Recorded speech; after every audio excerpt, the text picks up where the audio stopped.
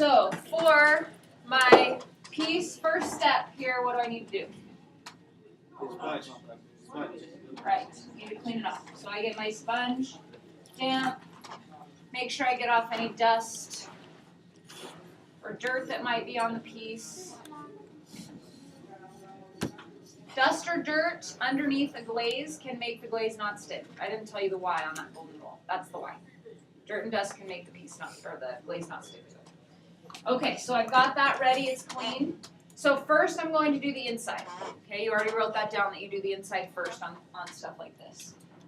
Okay, so I'm going to do this peacock color on the inside. I'm going to stir it up again right before I use it. Then I'm going to take a scooper. These red scoopers are really great. You'll figure out as you do more glazing which ones work better than others. I've tried a few different kinds, but these seem to be the best. They pour the cleanest.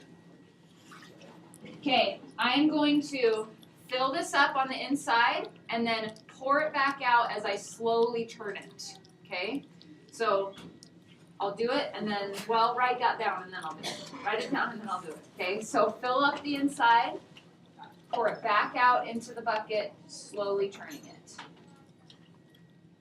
Okay, so it coats the walls all the way around the inside. Okay, so I made sure my glaze is mixed up really well. I'm going to get my scooper, hold all this over my bucket. Fill the scooper up pretty full. And then fill up the cup. Set the scooper, hook it on the bucket, which is great. I'm going to slowly turn this as I pour. Pour it back out, okay? The inside is coated. Now there's a little bit on the inside that you can see that it missed. There's a couple things I can do. I can wait until I coat the outside and see if it got it, because when I coat the outside it kind of gets a little bit of the inside rim. Or I can take a brush and touch it up. Okay, so if you ever do touch-ups, write this down, use a brush and you do 3 coats of glaze when you touch up. Touch-ups need 3 coats of glaze. Make sure when you do a touch-up that you do a coat, let it dry before you do the next coat. Okay, so 3 coats, let each dry before you do the next for touch-ups. Okay, another thing I could do, because this is right at the very edge, is I could just take this glaze right here and pour it just on that little spot. Just like that. Okay, and then I'm good. Okay. Now, to do the outside, this is a good opportunity if you wanted to do a different color, because you did this in 2 separate steps. So I'm going to do this in the other color for the outside. So again, I'm going to make sure I stir this up really well right before I use it. It's been sitting there for a few minutes. What colors do you have? We have about, I don't know, 10 different colors, I think, maybe. Plus the commercials. Give or take a little bit. Yeah, you'll have to look. I don't have every color of the rainbow, so you have to kind of come to terms with that. I have a good variety of colors, but they're not going to be every color. I do have a few brights that I will let you guys use in small amounts. Okay, so I have like a few of the rainbow colors that you all seem to love sometimes. But we're not going to coat like an entire project in one of those colors. But you can use it in parts, little parts if it's essential to the theme of your project or something.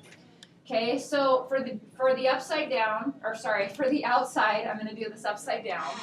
And why will this not coat the inside if I dunk it upside down?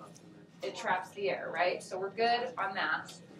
If I hold this with just my hand, when I dunk this in, I'm going to leave big finger marks. So I'm going to use the tongs. I know this makes you guys a little nervous.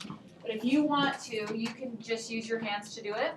And then where those finger marks are, you can touch it up with a brush. So if it makes you uncomfortable to use the tongs for this, you don't have to. You can just hold it with your hand and securely and then just touch it up afterwards.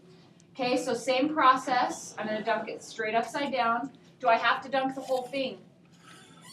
No, I can just stop right before it gets to the edge. So I can automatically give myself that little quarter inch edge at the bottom, which is easier. Then I don't have to wipe anything off, okay?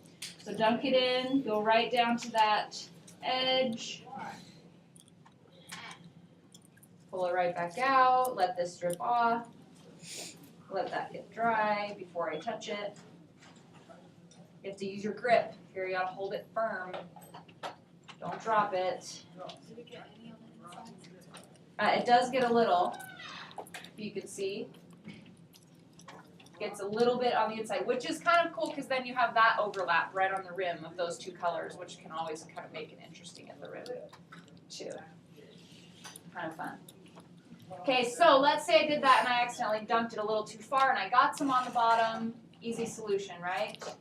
Wipe it off. You know how to do that. So not a big deal.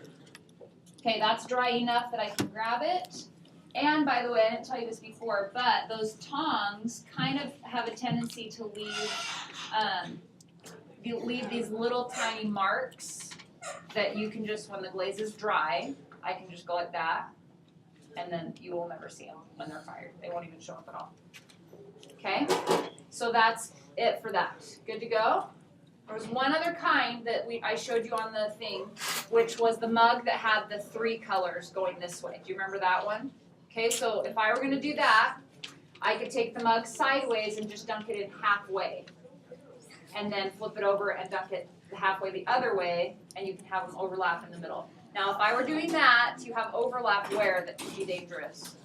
Right at the bottom where they overlap sideways, right? So I would just make sure you give it maybe a tiny extra height on that where you wipe it off around the edge. Okay, so if you did your mug that way, then you would coat the bottom. You would have to wipe it off when you do that. Okay, do you have questions about? Yes, Carrie. What if, like, there's a detail on the mug that you want to be a different color?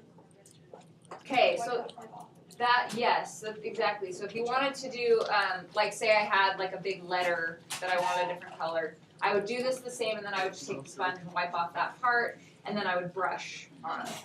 If you have like different sections, you want different colors that are more detailed like that, you can't really avoid brushing on the glaze at some point. But I will tell you with these glazes, some of them will turn out better than others brushed on. And I don't have exactly which ones are which, but it is always better with these glazes to dip them. Okay, like what we've been doing. Dipping and pouring are better because you can get it more even.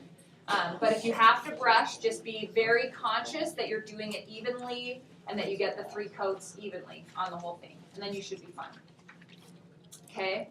When you're finished, make sure that you clean off your stir stick and put it away.